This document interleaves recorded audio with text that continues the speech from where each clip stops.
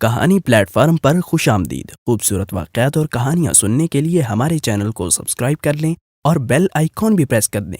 شکریہ۔ محترم ناظرین و سامعین، آج کی کہانی بہت ہی دلچسپ ہے۔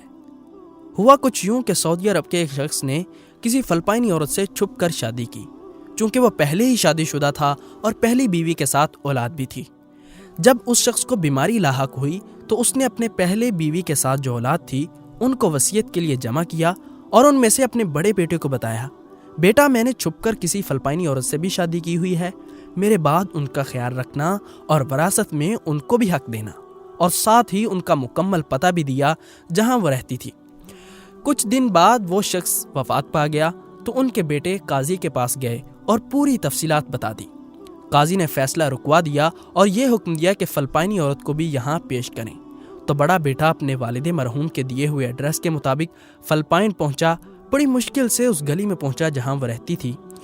دوسری طرف وہ عورت جو اس کے والد کی دوسری زوجہ تھی، اسے دیکھ کر ہی کہنے لگی، بیٹا میں ہی وہ عورت ہوں جس کو تو تلاش کر رہا ہے، اور مجھ تک یہ خبر بھی پہنچی ہے کہ میرے شوہر کا انتقال ہو گیا ہے۔ تو بیٹے نے بھی ساری تفصیلات بتا دی اور ان کو سعودیہ کی طرف سفر کرنے کے لیے قائل کیا، اور اپنی دوسری ماں کو لے کر سعودی عرب پہنچا اور سیدھا قاضی کے پاس گیا۔ تو اس عورت کے حصے میں 8 لاکھ ریال آیا، جو پاکستانی روپیوں میں تقریباً 2 کروڑ 16 لاکھ کے لگ بھگ بنتے ہیں، اور ساتھ ہی قاضی نے حکم دیا کہ ان کو عمرے کی ادائیگی کے بعد فلپائن روانہ کیا جائے۔ بڑے بیٹے نے ایسا ہی کیا۔ اس واقعے کے ٹھیک 4 سال بعد بڑا بیٹا فلپائن اپنی دوسری ماں سے ملنے اور حال احوال پوچھنے کی غرض سے گیا، تو وہاں پہنچ کر اس کو بہت تعجب ہوا اور اپنی دوسری ماں سے کہنے لگا، آپ کو اتنی بڑی رقم وراثت میں ملی ہے، اس رقم کے باوجود آپ وہی پرانے خستہ حال مکان میں رہ رہی ہیں۔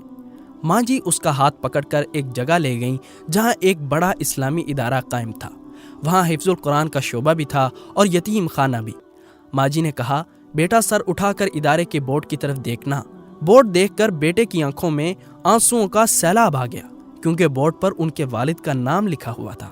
اس نیک صفت عورت نے کہا، میں نے یہ ادارہ اپنے وراثت کے پیسے سے بنایا ہے اور اپنے شوہر کے نام پر وقف کیا ہے، تاکہ ان کو اس ادارے کی وجہ سے ثواب ملتا رہے۔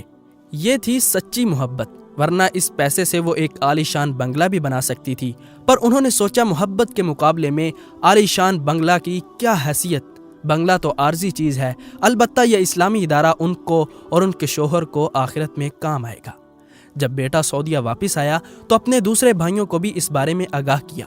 تمام بھائی اس رات جاگتے رہے اور باہم مل کر چندہ جمع کیا۔ اسی ایک رات میں 5 ملین ریال اپنے والد مرحوم سے منسوب اس ادارے کے لیے انہوں نے چندہ جمع کیا، جس کو ان کی دوسری ماں نے ان کے والد سے بے لوث محبت کی بنیاد پر قائم کیا تھا۔ اس زمانے میں رئیسوں کی اولادیں وراثتی رقم کے حصول کے لیے اپنے والدین کے مرنے کا انتظار کرتی ہیں، اور جو سچی محبت کرتے ہیں اپنے مرنے والے کو توشہ آخرت بھیجنے کی فکر میں رہتے ہیں۔ دوستو، آپ کو یہ کہانی کیسی لگی؟ اپنی آراء ضرور کمنٹ باکس میں دیجیے گا۔ ہماری ٹیم آپ کی رائے کی منتظر ہے۔